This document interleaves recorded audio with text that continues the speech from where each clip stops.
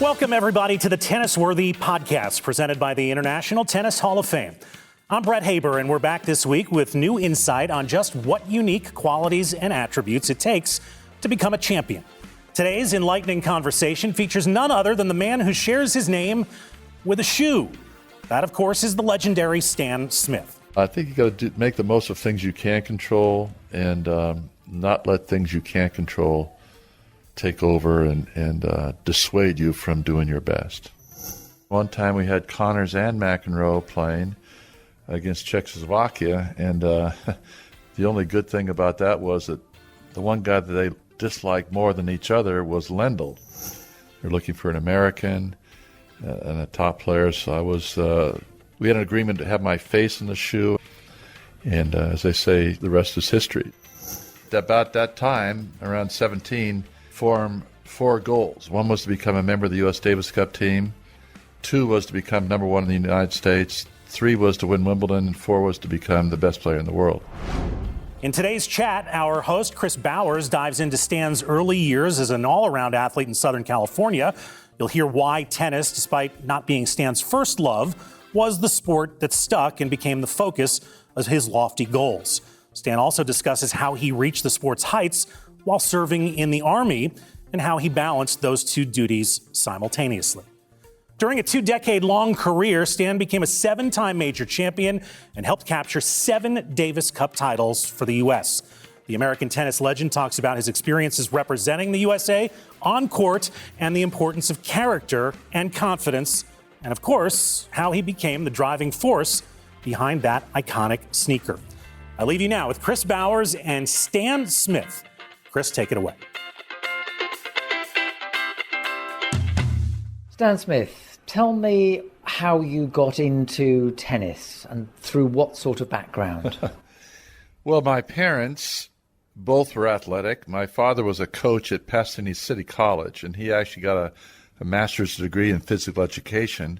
So he had that background. My mother loved sports, but I had 2 older brothers that were involved in different sports, of course, ahead of me, 5 years and 7 years older. So my parents, had me play a little bit of tennis, early on, but it was really a group of parents in the area that I lived in Pasadena that formed the Pasadena Tennis Patrons. And they organized a clinic every Saturday morning at the Pasadena High School. And there were kind of peach-colored courts with hard wire nets. It was pretty public. And they hired Pancho Segura, who happened to be maybe the best coach that's ever coached. And every Saturday morning we'd go there, we'd do calisthenics, we had to get jump ropes, and we would go through fitness exercises. Then each of the top players of that group got 20 minutes with Pancho Segura. So he went from like 8 to 12 every Saturday, and that time he was probably 50 or so. And I got to learn from him. How old were you at that stage? And I was 15 at the time. And so I'd played some tournaments, a couple local tournaments early on, but it wasn't until I was 15 that I won a sanctioned Southern California tournament. So I started later. I was playing football, basketball, track and field, baseball, Little League baseball. So it wasn't until I was 12 years old I got my first new racket. So when did you first pick up a racket? How old were you? I was probably 10 or so when I first, hit a few balls. But like I said, I really didn't get too much into it because I was playing these other sports. Basketball was really my first love, but I played Little League baseball when I was 11 and 12, for the summer, and actually went to a music camp. Couldn't even finish the Little League baseball season because I was at a music camp for about 7 weeks in Colorado. And it was that time when my parents picked me up from that camp, and I was 12 years old, that I got my first new tennis racket. And what racket was it? It was a Jack Kramer Wilson autograph. So you would have grown up in a sporting environment. I take it was a moderately affluent one in the sense that there was enough money there to fund the training and for parents to take you to various events? Well, it was enough. Certainly it was an average sort of area. I didn't have to pay too much for instruction. We paid a minimum amount for this Pasadena tennis patrons. They really provided that Saturday morning. And I played a few tournaments along the way, but went with a group of people from our little clinic group. And so I really didn't have to spend too much at that time, really, to play. At what stage did you get the sense that you might be a little bit special? Well, it was early on that I went with all my buddies that we played football with and basketball and baseball, and I hit a few less balls over the fence than they did, so I got a few more in the court. And then this really took off when the Pasadena tennis patrons got behind us, because they really motivated us. They organized this clinic, and they gave us a chance to play against other kids in the area. And I started, progressing quite quickly at that point. Did you always believe you could be good, or was there a sense of you needing a couple of big results before you really got it? Well, I wasn't even thinking about being a good tennis player at that point in time. It wasn't until I was a senior in high school that I actually quit basketball midway through the season so I could concentrate on tennis. And so it wasn't even a thought of being a tennis player, down the road. There was no professional game to speak of besides these 8-man groups or head-to-head matches that Gonzalez and Laver played and Kramer and Gonzalez played. But at that time, there wasn't a professional game as it was, and so that wasn't really in my mind at all. I just wanted to, get better, win a couple junior tournaments, and then the Southern California Tennis Association got behind me when I was 17, and they sent me back east to play in the national tournaments. And I got some experience on the national exposure there from playing in those national tournaments. But even at 17, we're talking about early 60s. Open tennis was still a few years away, and we didn't even know that at the time. To what extent did you have to think of a career and think of tennis just as a hobby? Well, fortunately, I got a scholarship to USC. In fact, I was waiting until May of my senior year in high school before the coach actually offered me the scholarship. And I almost went to UCLA because the USC coach had offered the scholarship to Ray Moore. I didn't know this until about 10 years later, but Ray Moore turned pro and therefore didn't go to college, and the coach at that point gave me the scholarship. So I was trying to decide between USC and UCLA had offered me a scholarship, but the people in Pasadena were sort of USC protagonists, and so they thought that I should go to USC if I could, but the coach didn't offer me a scholarship. So it was up in the air until my senior year, and then I had great coaching from, in my opinion, the best tennis coach, college tennis coach, and his name was George Tolley, and he had worked with Dennis Ralston, Rafael Osuna, Alex Olmedo, some players who had won, Grand Slam titles. But even at that time, when I was starting college, I wasn't thinking about professional tennis. You once tried to be a ball boy for a US Davis Cup tie, but they rejected you. Why was that? That's a true story that Bud Collins has told many times on television, but it was when I was age 16, and there was the tie between U.S. and Mexico at the Los Angeles Tennis Club where I practiced my senior year in high school. And they said I might bother the players. I was too big and clumsy. So that was a motivation for me to get a little bit more, less clumsy, I guess. Were you very tall at 16? I wasn't super tall. I was 6'1", and I didn't get to 6'4" until I was a senior in high school, maybe a little bit afterwards. And so, I was taller than the other kids in our little group that they were getting ball boys for. So I guess that was the reason. And how was it to be told at 16 you're a bit clumsy? Was there any sense of, well, if they think I'm clumsy as a ball kid, I haven't got much chance of making it as a tennis player? Well, again, being a great tennis player wasn't in my mind at that point. It was just a little bit after that I really kind of, when I got the scholarship to college and then saw some of these great players play, like Osuna, who won the U.S. Open, and Dennis Ralston and Osuna won the Wimbledon doubles when Dennis was like 17, and Alex Olmedo had won Wimbledon, the U.S. Open. And so I started to become a student of the game a little bit, and I did, at about that time, around 17, form 4 goals. One was to become a member of the U.S. Davis Cup team. 2 was to become number 1 in the United States, 3 was to win Wimbledon, and 4 was to become the best player in the world. And you achieved all of those, although they didn't have rankings at the time. Yeah, well, they did. The committee did appoint that. So for a couple of years, I was number 1 in the world. Once with John Newcomb, kind of together, and once on my own.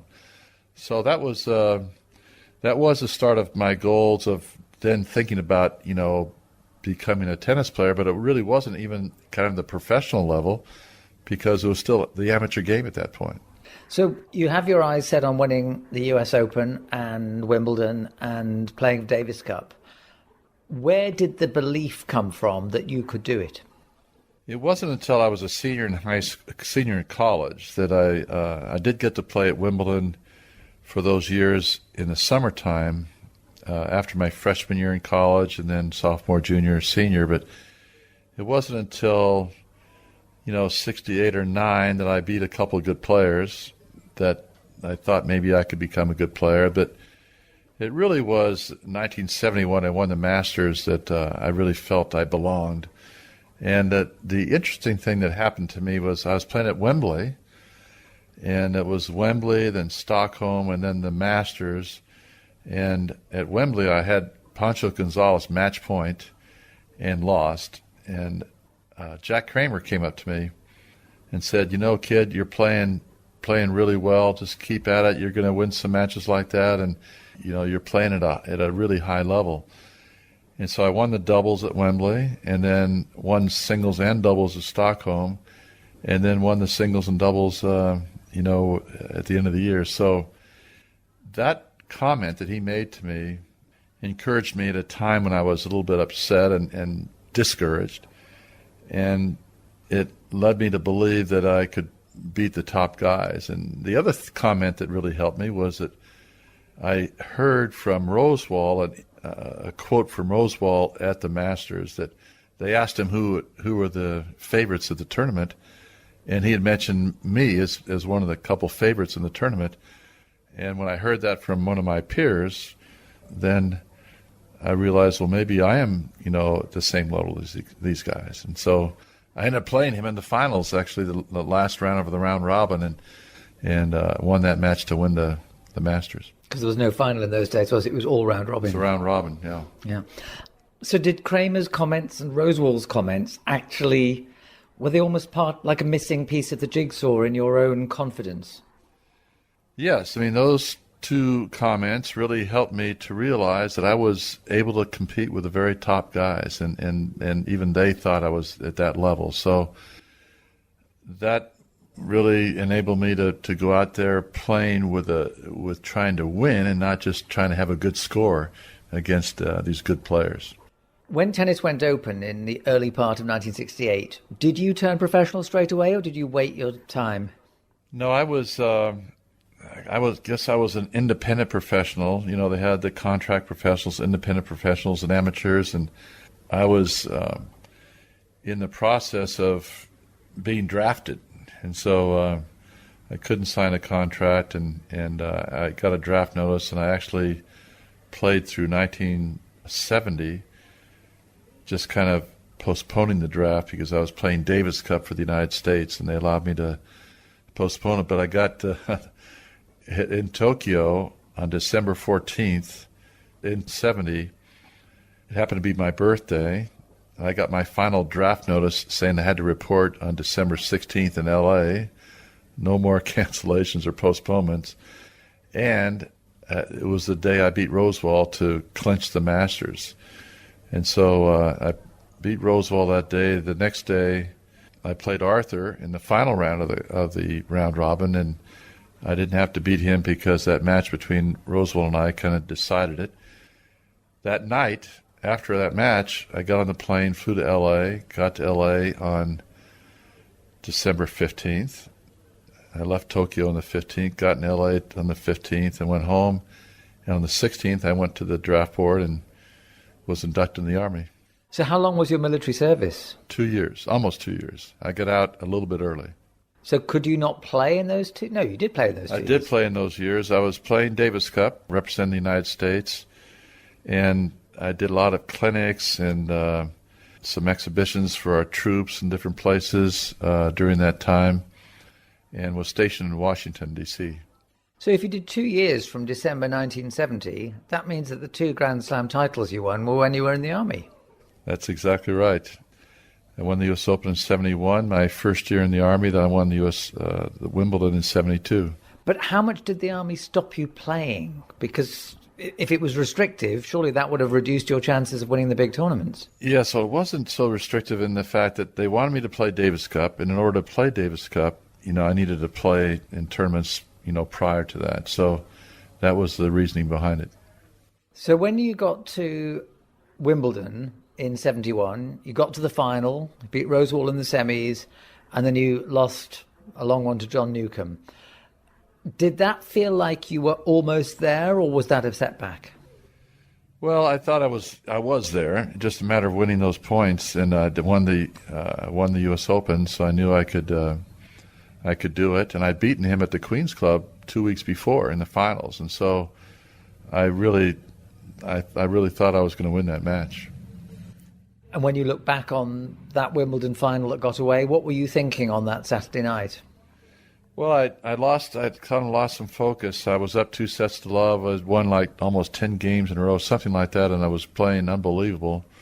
And he fell and kind of hit like he hurt his wrist, and I kind of played along and lost some focus, and then he dug in a bit and kind of lost that momentum. Didn't really, stay on top of it and finish the deal, and so I was disappointed that I didn't.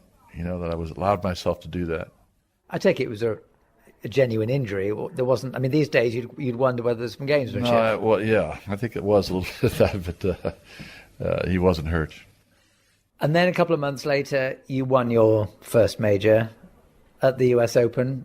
Did you feel you were riding the crest of the wave, having been runner-up at Wimbledon and a very close runner-up? Yes, I was playing well. I knew I was playing well. I had a chance to win the tournament, and just had to really play at that level, and you never know. Everybody's playing, the top players are playing, so you never know how the draw's going to go. You never know how you're going to play against certain players, and you don't know about the doubles. We were playing singles and doubles as well, so sometimes you playing a long doubles match can affect your singles results, and so there's a lot to it. In fact, the strangest thing about that was the semifinals were rained out on Saturday, Sunday, and Monday. We played the semis on Tuesday and the finals on Wednesday, and then the doubles final after that. And how many people actually were there? Well, it wasn't full on the Wednesday, but it was pretty full. And, it's getting to be pretty anticlimactic. You go into the third week of a Grand Slam on a Wednesday of a weekday.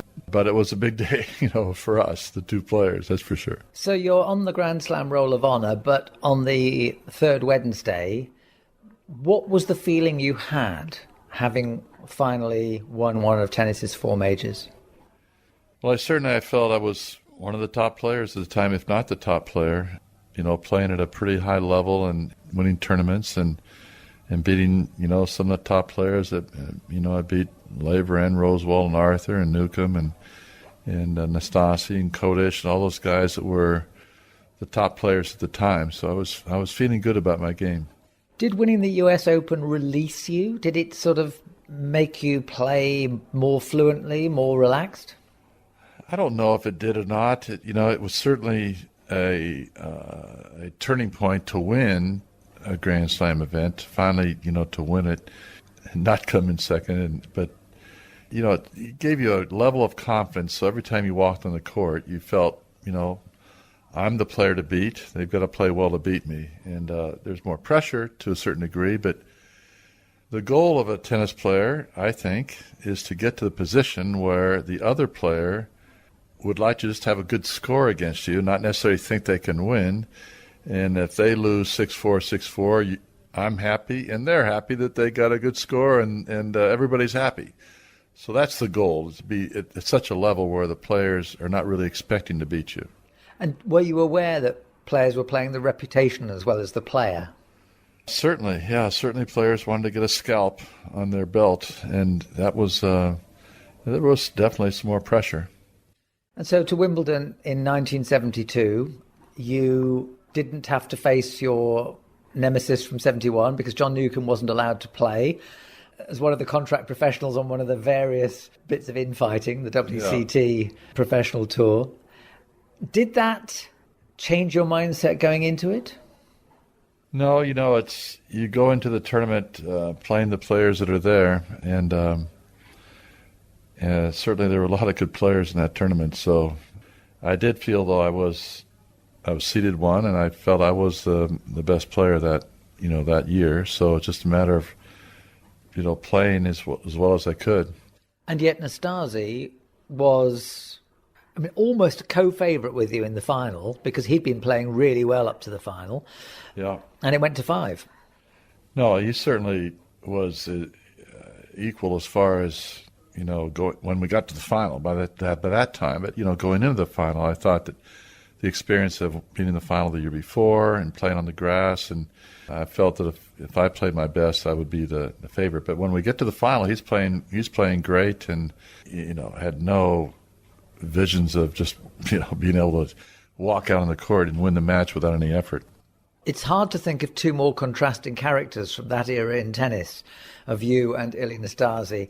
How did you get on with him? And did you find him as frustrating as some other players did? He was frustrating on the court because he was so talented, but then he would get involved in things either just because he'd lose it or else he'd consciously try to distract you. But, you'd hope that, that he would get upset and then not play as well. And sometimes he would play, better when he got kind of let loose a little bit, but other times he'd play worse. So my goal against him was really to stay focused and not. The biggest problem was if you got involved in an argument, you'd be delayed, and you'd lose your rhythm and you lose your momentum. And so you had to really stay focused. And my goal against him really was to ignore him totally. After a point, he might do something funny or he might go crazy. But if I got involved with that whole scene, then I was losing my focus where it was sort of normal for him. So I had to really make an effort to kind of ignore anything he might do. And some people thought, well, I wasn't having fun because he was having fun out there. But it wasn't something I didn't want to get involved in it because I didn't want to lose my focus. TennisWorthy is not just a podcast. It's also a video series dedicated to the triumphs and challenges Hall of Famers and legends have overcome. From Arthur Ashe to Billie Jean King's resiliency and Martina Navratilova's sacrifice of defecting from her homeland for a better future, TennisWorthy tells the best stories of the game from the best players in the game through the defining values of tennis. To watch, visit tennisfame.com/tennisworthy. When you shop at tennisfame.com, you're supporting the International Tennis Hall of Fame's mission to preserve tennis history, celebrate its greatest champions, and inspire tennis fans around the world. The shop is stocked with the best gifts for the tennis fan in your life, from performance Fila apparel, hats, tees, and more. Shop now at shoptennisfame.com. Let's send you back now to Chris Bowers for more of his conversation with Hall of Famer Stan Smith. We've talked about your two Grand Slam triumphs, US Open and Wimbledon. What about Davis Cup? And that was a very big part of your life. It was one of your aims. What was the most satisfying moment for you? Well, the years that were really special for me in Davis Cup were certainly the 68 year was our first year playing Davis Cup. Bob Lutz and I played doubles, and Arthur Ashe played singles, and Clark Graebner and Charlie Passerelle played some singles. And actually, I'd hoped I might even play singles at that year, but I didn't. But that was a fun year because we traveled as a team. Donald Dell was our captain, and he was with us traveling most of the year. And so it was really a huge team effort to win. We had to win 5 matches to win the Davis Cup. And so it was, we were playing tournaments, playing Davis Cup, playing tournaments, and playing Davis Cup. And so that was a fun year. And then the 72 was also another fun year because we had to play all the matches again. We had to play 4 matches, all away, all on red clay, and the ultimate challenge for our team to get to the final and, of course, to win the final. And we were talking a few minutes ago about Ilie Nastase. There was one infamous Davis Cup tie, USA against Romania, which threatened to get a little bit feisty. It was a really difficult year to play them behind the Iron Curtain, the first final, to play on red clay. It was raining most of the days, plus they watered the court. It was after the Munich Olympics in which the Israeli athletes had been killed. We had 2 Jewish members of our team. So we had unbelievable security during the time we were in Romania for about 10 days. We never stopped for a red light. We were sequestered into the 17th floor of the Intercontinental Hotel. We had translators who were with us, Bill and George, that were with us the whole time. And so it was a tremendous amount of pressure on the team just to play and to kind of go through the daily activities. And as it turned out, the most difficult person in that tie was Tiriac. I beat Nastase pretty easily the first match, and he had just won the U.S. Open. And I think he felt the pressure and maybe hadn't prepared as well as he could have. And so that really got us off to a great start. Then Tiriac played Gorman, and it was either be Gorman or Solomon, and Solomon had played in Spain the tie before but had gone back to school, and so hadn't been playing as much. And Gorman had a pretty good record against Tiriac, and even though on clay was not his best surface. And Gorman had a big lead, and then Tiriac started pulling these antics that were unbelievable, and Gorman's back got stiff. They went to the later in the evening, and Gorman ended up losing that match. Then we had to play the doubles, and Eric Van Dillen didn't want to play, said they're cheating us, so we can't really win. And so we had to calm him down, and he played the match of his life, and we won that doubles. And then I had to play Tiriac in the fourth match, and Gorman had lost to Nastase like 12 times in a row, so we didn't feel he was going to win that match. And so that was a big pressure cooker to play that match against Tiriac. Did you get close to squaring up to Tiriac at one stage? Just about, yeah. He was pulling all sorts of things, and the neutral referee actually said to me before the match, "You better win the match easily."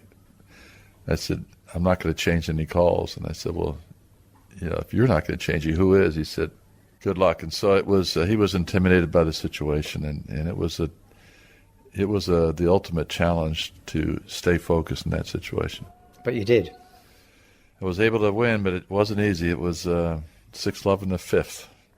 And how did you feel at the end? Was it elated? Was it relief? Was it, let's get out of here? Yeah, let's get out of here was I didn't want to, I was trying to decide whether I wanted to shake hands or not, what I might say to him and or do to him and that sort of thing. But I was pretty hot at the end, and we were relieved to get on that plane and go home.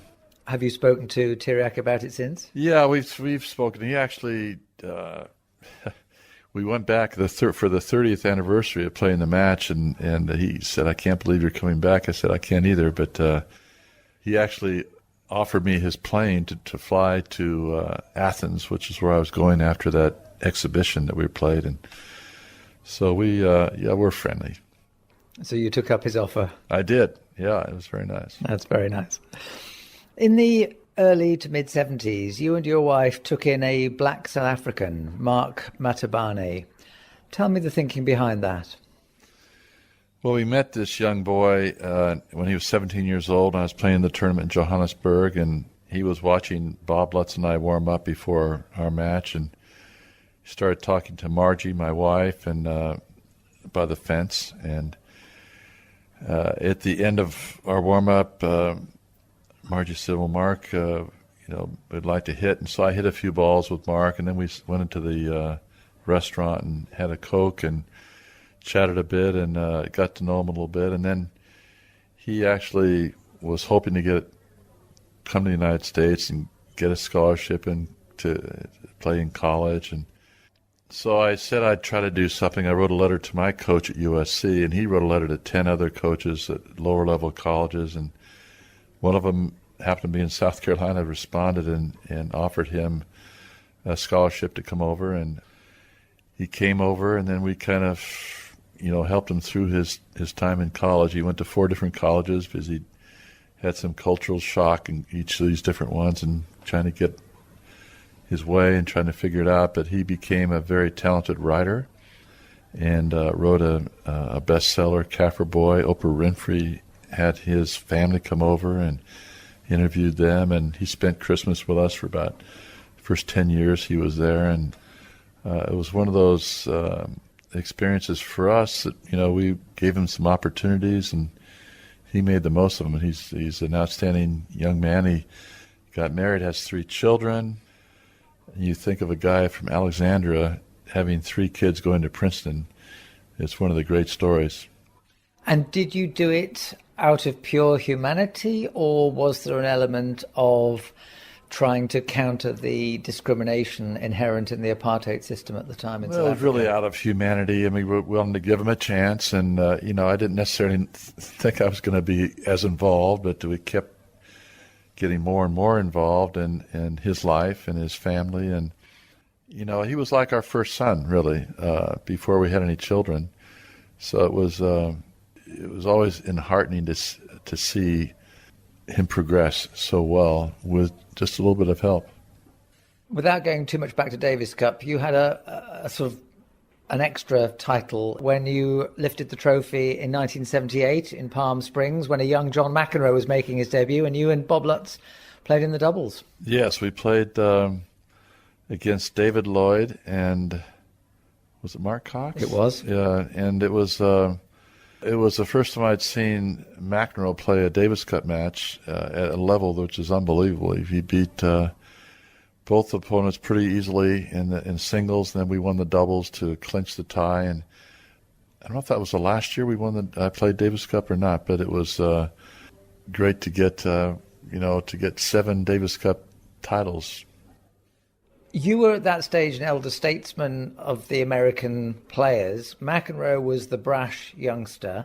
To what extent did you find him a challenge, given some of his antics? And to what extent were you impressed with his devotion to playing for his national team, which was always very strong? Yes, John McEnroe really felt loyalty to the U.S. and to the Davis Cup, and he played. One time, I think he played in Argentina. He was injured, but he was loyal to it. Whenever he was asked to play, he played. And of course, it wasn't a totally different situation as on the court. He would react as he did, and so it was difficult to be on the team. One time, we had Connors and McEnroe playing against Czechoslovakia, and the only good thing about that was that the one guy that they disliked more than each other was Lendl. And so it kind of brought them together for a few moments to try to do as well as they could together as a team to beat the Czechoslovakians and Lendl. But that was difficult. Both of those players were so competitive, and Arthur had some problems dealing with them as a captain. So it wasn't an easy situation. You were inducted into the International Tennis Hall of Fame in 1987. Tell me about the process. When did you first hear that you'd been nominated?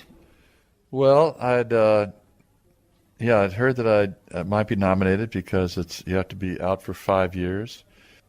I'd had a good record, but it wasn't automatic necessarily at the time, and so to be notified that I was going to be inducted at the International Hall of Fame was a real highlight in my life, and it became even more apparent when I got to the International Tennis Hall of Fame induction ceremony and went to the museum and saw all the other players that had been inducted, and I realized at that time finally that these were the premier players of all time, the GOATs, so to speak.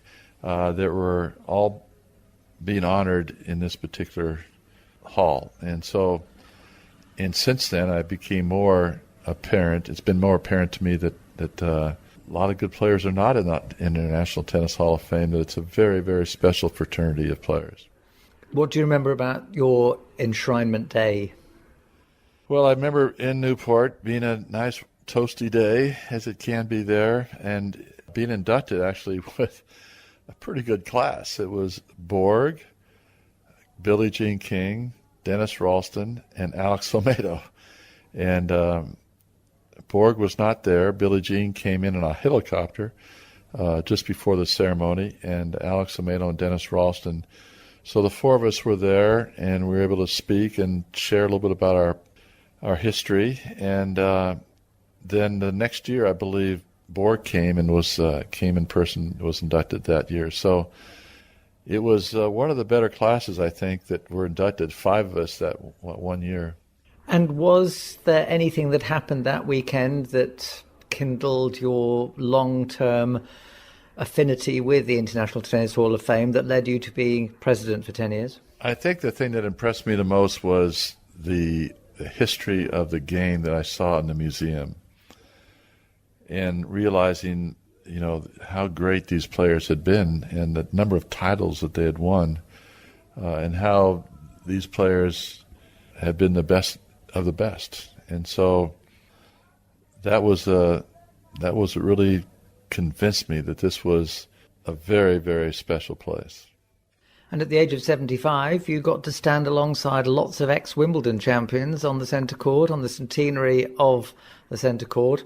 How did you feel standing alongside some of the great survivors of recent history? Yes, we've been on Wimbledon twice now with a group of players, 77 and 2002. So I remember 77 very clearly because I have a photograph at home in my trophy cabinet. And 2002, I remember because Bunny Austin was there in a wheelchair. And he had gotten to know him so well and respect him so much, I asked him to be the godfather to my second son. So we were very close, and it was fun to be out on the court with him there.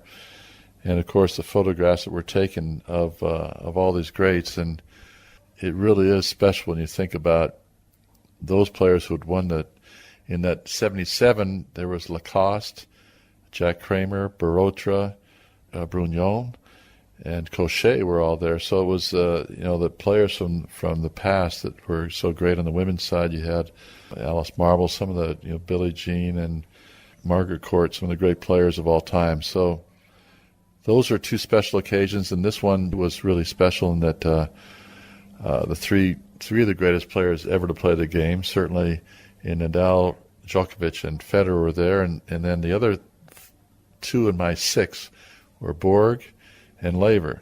And the Sampras is my other 6th one that in my top 6 that was not there, unfortunately, as well as a few others that were not there. And unfortunately, Martina Navratilova had COVID, so she had won it 9 times, and it was really a shame that she was not able to come out. To younger generations, the name Stan Smith is well known, but not as a tennis player, but as a shoe. How did that story happen? Well, the shoe has been an amazing part of my life in that back in the 70s, early 70s, Adidas had created this shoe. In fact, Horst Dassler, who was Adi Dassler's son, and Robert Hayet created the first leather tennis shoe. Before that, we wore canvas. And so in 71, they were looking at expanding their presence in the United States, and they're looking for an American and a top player. So I was that America was number 1 in the world at the time. And so we had an agreement to have my face on the shoe and then have Robert Hayet's name on the side of the shoe. And then we had some different iterations for about 4 or 5 years. And then finally they took his name off the shoe. And as they say, the rest is history. Until actually 2011, we had a meeting here at Wimbledon, and Adidas said they wanted to take the shoe off the market for a couple of years. But they said they were going to relaunch it, and we came out of the meeting because we didn't have a real sense of confidence that they were going to do that. But sure enough, in 2014, they came out with a relaunch of the shoe, and it really took off around the world. And one of your books is called They Think I'm a Shoe. Was that just a good title, or have people just genuinely mistaken you for a shoe? I mean, in the sense of... Yeah. When we talked about a title for the book, and I wanted Adidas to get involved to really write about the history of the shoe, and in the history of my career as well. So when we talked about a title for the book, they had said, well, The Man in the Shoe, or Stan the Man in the World, or different titles. And I said, well, this title I've been thinking about for 4 or 5 years, Some People Think I'm a Shoe, really came out, and they kind of liked it. And the fact is that most people in the world, when they think of the name, they do think of the shoe more than they think about me, unless they're 50 or 60 years old and have followed tennis for a number of years. Looking back on your tennis career, what is the most memorable, the greatest moment for you? Well, I think that, in 73, I played my best tennis, and I won 7 of the 11 tournaments on the WCT Tour. I was seeded number 1 here at Wimbledon. I was really feeling good about my game, and we boycotted the tournament. So 73 was maybe my best tennis, and then 74 I got to the semifinals here and lost to Rosewall and after having match point in the semifinals. But I'd say the 2 biggest moments would be, winning Wimbledon after losing the year before, and then also winning that Davis Cup in Bucharest, because of the difficulty of the mission of us as a team really going there under very difficult conditions and being able to come out of there with the trophy. Was Bucharest your biggest obstacle that you had to overcome? I'd say so. In overall, with everything involved, being a team and trying to keep everybody positive and fighting against the odds of 2 players that were difficult at best in easy conditions. And so that was probably the truest test, I think, of character for not only myself, but our whole team. And what advice are you comfortable giving people today based on your 7 decades of experience? In tennis players? Tennis, life? What gems are you happy passing on? The one thing that I would want to pass on is that everybody's pretty much the same. They have a lot of the same ideals. They have different personalities, different dreams, but a lot of extraordinary things have been done by very ordinary people, and I think God's given each of us a certain amount of talent in different ways, and in my opinion, our only obligation is to get the most out of that talent that you possibly can, and not look back on your life with regrets of not giving it your best shot. So that would be my main bit of advice to any young person. And do you feel that you made the most of the talent that you were given? I've made a lot out of the talent I've given. I don't know if I made the most, but certainly I've given it a pretty good shot. And, there's been some obstacles with injuries and things like that have prevented me maybe from doing as well as I might have been able to do, but those are things you necessarily can't control. So I think you got to make the most of things you can control and not let things you can't control take over and dissuade you from doing your best. Stan Smith, thank you very much for sharing your life's experiences with us. My pleasure. Thanks, Chris. Thank you so much to Stan for joining us on the TennisWorthy Podcast. If you like what you heard, please share this show with somebody who's interested in Stan's story and in competing with character. Also, be sure to give a listen to all the other intriguing conversations the TennisWorthy Podcast has to offer, with insights from the likes of Leighton Hewitt, Tracy Austin, Yvonne Lendl, and more. And don't forget to subscribe, rate, and review us. The TennisWorthy Podcast was created by the International Tennis Hall of Fame in association with the Tennis Radio Network. I'm Brett Haber. Thanks for listening. We'll see you next time.